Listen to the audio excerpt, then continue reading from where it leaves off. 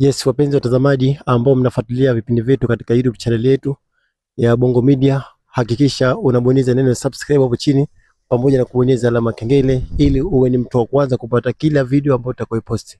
Leo tena kwa mara nyingine tena nimekuja kwa kijana wetu Omar katika jiji la Dar es Salaam, maeneo ya Tuangoma huko. Msema kweli, nimekuja tena kuchukua vitu kutoka kwake kwa sababu watu wengi wamekuwa wakinipigia simu wakiniuliza maswali swala zima kuhusiana na masuala mazima mazoezi, lakini kuna wengine pia wakiniuliza maswali mbalimbali, na nikaona si vibaya mimi nije kwa kijana wetu Omar kuja kuchukua madini ili niwapate kuwapa wale watu wote ambao walikuwa wakinipigia simu na kuniuliza maswali. Kijana, mambo vipi? Safi. Habari za tangia jana? Mimi namshukuru Mungu, sijui wewe. Mimi namshukuru Allah. Naona tangia jana watu wameniandama kunipigia simu kuhusiana na mada ambazo umezitoa. Unasemaje kuhusu swala hilo? Mada tulizozitanguliza? Ndio. Wanauliza nini sasa? Wanasema huyu kijana anaishi Dar es Salaam sehemu gani? Kama ulivyotangulia kuambia ndugu watazamaji kwamba naishi Tuangoma Masuliza, ndiko ninakopatikana. Kuna mmoja aliniuliza swali kwamba huyu inavyoonyesha kama shekhe hivi au kama mwalimu huyu wa dini hivi, ina ukweli gani? Wewe ni shekhe, ni imamu au ni mwalimu wa dini au unasomesha madrasa? Maana watu wengi sana wamekuwa wakiniuliza swali hili kwamba huyu inaonyesha kama ni shekhe kwa namna mazungumzo yalivyokuwa yakizungumza jana. Mimi sio shekhe wala sio imamu, isipokuwa mimi ni mwanafunzi yani. Mimi ni mwanafunzi na najifundisha kusoma. Sio shekhe wala sio imamu. Sasa mbona watu wanasema kwamba unavyoonyesha mazungumzo yako yalivyokuwa mazuri matamu, unazungumza kama vile mwalimu ambaye unasomesha dini au unasomesha madrasa au unasomesha sehemu yote, au lina ukweli gani? Hamna, ni mazungumzo tu. Mazungumzo, kwa sababu mazungumzo siku zote yanapokuwa mazuri watu hawaachi kuambia. Hata wewe ndugu mtangazaji, unanihoji hapa, sijazoea kukuona katika mazingira kama haya ambapo kwamba unapokuja. Mimi mara zote unapokuja unakuwa umebadilika na mavazi sio kama haya ambapo kwamba ulikuwa nayo. Mavazi gani tena uliona ngivaa vipi? Mavazi ambapo kwamba unakuja nayo tumezoea kuona na kanzu, kofia, na kutupa darsa na dawa mbalimbali. Lakini hata mimi nimeshangaa sasa hivi, kwani umekuja yani unachukua masuala ya movie kama hivi alafu unahoji watu. Kwa hivyo ni mabadiliko. Sasa maongezi yangu ambao kwamba naongea, mtu asinifikirie kwamba ni shekhe. Mimi sio shekhe. Sasa si vijana tunaenda na wakati. Vijana mnaenda na wakati? Au ni haramu kwenda na wakati? Sio haramu. Na masuala hayo mimi sijui. Na sababu nisije nikasema kwamba kwenda na wakati haifai na nini. Kwa sababu kuna mtu mmoja siku hiyo nimemsikia anazungumza akasema, kwa kutokana na mazingira sasa hivi yalivyo, hata kama Mtume sallallahu alaihi wasallam angekuepo basi hata jinsi angevaa, kwa sababu ndoko kwenda na wakati. Kwa hivyo kama kwenda na wakati, mimi sisemi haramu au halifai jambo hilo. Hakuna kitu kama hicho. Sawa, leo nimekuja kwako kuuliza maswali, baadhi ya mawili matatu, ili watu wapate faida, kwa sababu kila mmoja na maoni yake na kila mmoja na mtazamo wake. Kuna wasanii wa Bongo Flava sasa hivi ambao wanaimba music, wengine wanaimba tarabu, wengine wanaigiza. Wasanii hao wanatembea uchi, wanavaa uchi, wanatembea uchi, wanatembea wanajiona kama wamevaa, kumbe wanatembea uchi, na majina yao ni Waislamu na wao wanajiita Waislamu. Sasa hili unalizungumziaje, kwamba je, katika dini yetu ya Kiislamu jambo hili linafaa? Katika dini kama ilivyozungumza katika sheria ya dini, masuala ya mavazi yalishaelekezwa. Mwanaume anatakiwa avae vipi na mwanamke anatakiwa avae vipi. Sasa ikitokea leo mwanamke amevaa mavazi ambayo kwamba hastahiki, jambo hilo halifai. Na leo mwanaume ikitokea ni amevaa mavazi ambayo kwamba hastahiki, jambo hilo halifai. Kwa hivyo kama msanii, kama muigizaji, alafu wanafanya majambo yaliyokuwa hayaendani na taratibu za Uislamu, hayo majambo hayafai.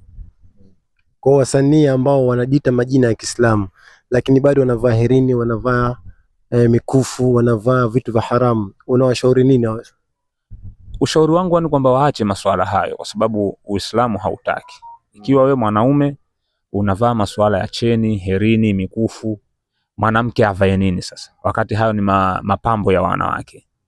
Kwa hivyo hayo majambo kwa wanaume hayastahiki kuvaliwa, kwa hivyo waache mara moja. Serikali imekaa kimya, lakini watu wanasema serikali imekaa kimya. Sasa vipi, unasemaje kuhusu serikali? Kuhusu serikali kuhusiana na masuala haya, amini ni shauri tu serikali kwamba serikali wanastahiki kuingilia kati na kuyakemea haya masuala, kwa sababu kwa usasa tulionao ni kwamba wewe utaongea, mashehe wanaongea kuhusiana na masuala hayo, lakini ukisema ni kwamba uchukue hatua basi na kufuata utaratibu wa serikali, inakuwa ni mtihani. Na vile vile yani ukaambiwa kwamba sasa hivi yani kwamba mambo ya utandawazi, kila mtu ana uhuru wa kuchagua. Sasa inafikia kipindi yani kwamba ayo kwanza waanze serikali, kwa sababu mimi na wewe tuweza tukawa tunachukia kuhusiana masuala kama hayo ya kwenda uchi na nini, lakini ukapiga tukaongea, inakuwa si lolote si chochote, kwa sababu wale wenye nguvu bado hawajatekeleza hayo masuala. Kwa hivyo serikali ichukue mkondo wake katika masuala hayo ambao kwamba yenye yanastahili kufanzwa. Wewe una watoto wangapi? Mimi nafikiri jana swala hilo umeniuliza, nikamwambia nina watoto watatu. Na wa kike wote wa kiume? Na wawili wa kiume, mmoja wa kike. Mmoja wa kiume, wawili wa kiume, mmoja wa kike. Katika watoto wako pengine labda umepointi wawe ni watu gani watakapokuwa wakubwa? Mimi katika watoto wangu insha Allah, na kila siku namuomba Mwenyezi Mungu kwamba wawe katika misingi ya dini. Napenda watoto wangu kwa uwezo wa Allah, na Allah namuomba Mungu, na hata kama nimekufa leo basi watu wanaoangalia posti hii watafute wanisomeshe watoto wangu dini, waielewe dini ambayo kwamba sisi tunatakiwa ni kwamba tuisome na tuelewe, kwa sababu watakapoelewa wataufuata mwenendo ambao kwamba tuliotakiwa sisi tuufate. Na ikitokezea saa mmoja katika watoto wako akisema bana, mimi babangu sitaki kusoma dini, nataka niingie katika music, na watu mtaani kwako washamshawishi sana arudi katika dini ambayo unataka wewe, lakini mtoto hataki, je, ni hatua zipi ambazo utazichukua wewe kama mzazi? Kwanza namuomba Mwenyezi Mungu katika familia yangu isitokee hivyo, kwa sababu hata sisi mzazi wetu hakutulelea katika mazingira hayo. Ndio mpaka leo katika familia yetu sisi hakuna msanii wa music wala msanii wa maigizo wala msanii wa kitu chochote. Kwa hivyo na mimi familia yangu naiomba, endapo itatokea, kwa sababu huo ni mtihani na Mwenyezi Mungu huwa anakupa kwa kuangalia nini utafanya.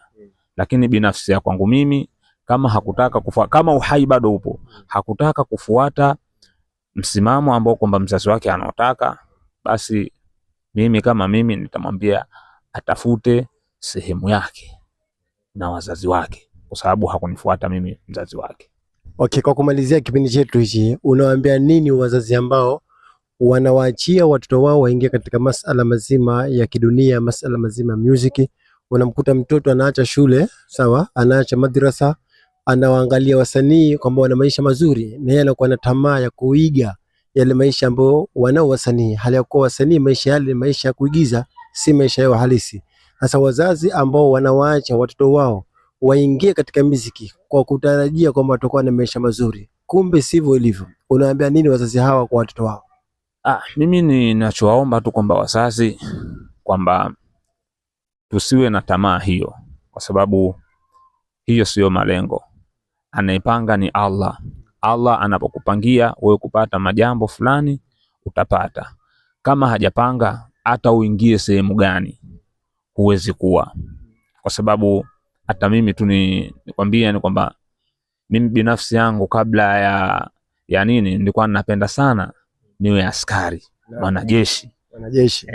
Lakini mzazi wangu marehemu babangu hakuridhia jambo hilo, na kutokana na kwamba hakuridhia jambo hilo, katika pita zangu zote na nishaenda kila kitu, kishatumwa makao na nini kwa ajili ya ajira, lakini mwisho wa siku yakapinda. Sasa nikaona haya ni yale ambayo kwamba maneno ya mzee kwamba hakuridhia jambo hili, na Allah naye hakutarajia, hakutaka mimi niende huku.